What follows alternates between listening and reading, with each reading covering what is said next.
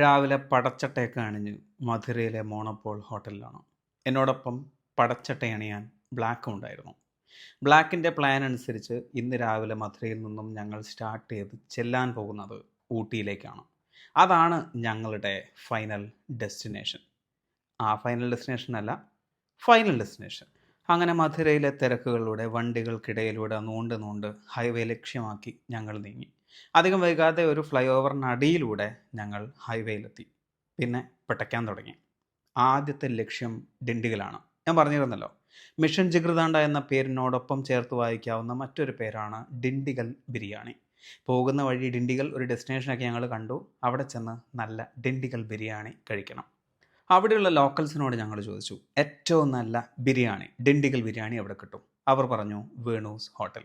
അതിൻ്റെ യഥാർത്ഥ പേര് ഡിണ്ടിഗൽ ബിരിയാണി എന്നല്ല, തലപ്പാക്കട്ടി ബിരിയാണി എന്നാണ്.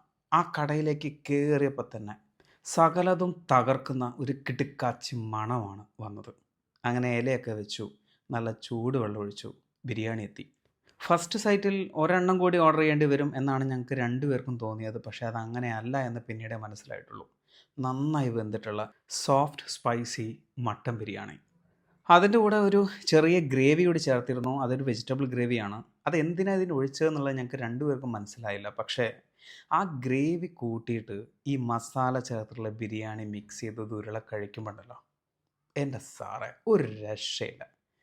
അതാദ്യമായിട്ട് വായിലേക്ക് കണ്ട് വെച്ചപ്പോണ്ടല്ലോ, ഇപ്പോൾ എൻ്റെ വായിൽ വെള്ളമുണ്ട് അത് ആലോചിക്കുമ്പോൾ. അങ്ങനെ കഴിച്ച് തീരുമ്പോഴത്തേക്കും മറ്റൊരു സാധനം എത്തി. സാക്ഷാൽ ഡിണ്ടിഗൽ പൊരിച്ച ചിക്കൻ. അതിലേക്ക് ചെറുനാരങ്ങ ഇങ്ങനെ പിഴിഞ്ഞൊഴിച്ച് അതിനെ ജഗതിയെ മനസ്സിൽ ധ്യാനിച്ചൊരു കടി അങ്ങ് കടിച്ചു. സോഫ്റ്റ് ആൻഡ് ക്രിസ്പി എന്ന് KFC അല്ല വിളിക്കേണ്ടത്, ഈ പീസിനെയാണ് വിളിക്കേണ്ടത്. ഒരു രക്ഷയില്ലാത്ത ചിക്കൻ ഫ്രൈ. അതും അടിച്ചു, ബിരിയാണിയും കഴിച്ച് വയറ് നിറഞ്ഞിരിക്കുമ്പോഴാണ് അടുത്ത പീസ്, മട്ടൺ ബോൾസ്. എന്താണ് സംഭവം എന്നറിയില്ല, പക്ഷെ കഴിച്ച് നോക്കിയപ്പോൾ കിളി പാറി. പ്രത്യേക ചില രസക്കൂട്ടുകൾ ചേർത്തിട്ടുള്ള മട്ടൺ പീസ്.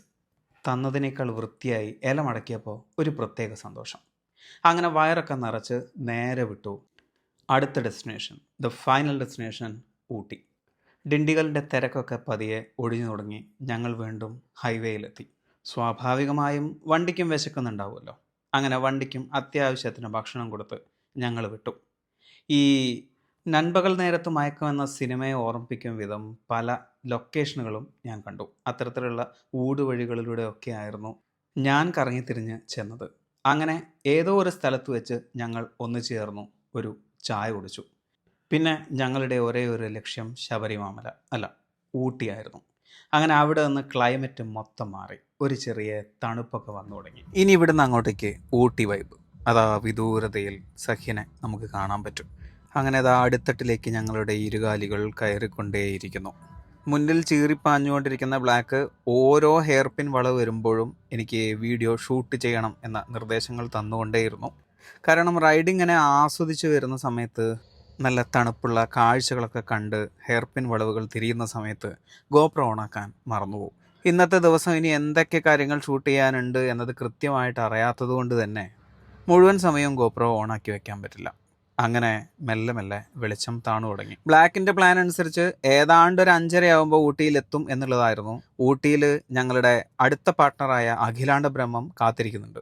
അവൻ കോഴിക്കോട് നിന്ന് ബസ് കയറിയിട്ടാണ് ഊട്ടിയിലേക്ക് വന്നത്. അങ്ങനെ രാവിലെ ഏതാണ്ട് ഒരു 10:30 തുടങ്ങിയ റൈഡ് 290 കിലോമീറ്ററുകൾക്കിപ്പുറം ഞങ്ങൾ ഊട്ടിയിലെത്തിയിരിക്കുകയാണ്. ഇപ്പോൾ സമയം 7:30. നേരെ ചെന്നത് ഭക്ഷണം കഴിക്കാനാണ്. നല്ല ഹൈദരാബാദി ബിരിയാണി. അത്യാവശ്യം നല്ല സ്പൈസി ആയിരുന്നു. അങ്ങനെ ആ തണുപ്പത്ത് സ്പൈസി ആയിട്ടുള്ള ഹൈദരാബാദി ബിരിയാണിയും കഴിച്ച് ഞങ്ങൾ ഞങ്ങളുടെ റിസോർട്ടിലേക്ക് പോയി. രാത്രി അവിടെ വലിയ രീതിയിലുള്ള കാഴ്ചകളൊന്നും ഇല്ലാത്തതുകൊണ്ട് ഇന്ന് പ്രത്യേകിച്ച് കാണിക്കാനൊന്നുമില്ല.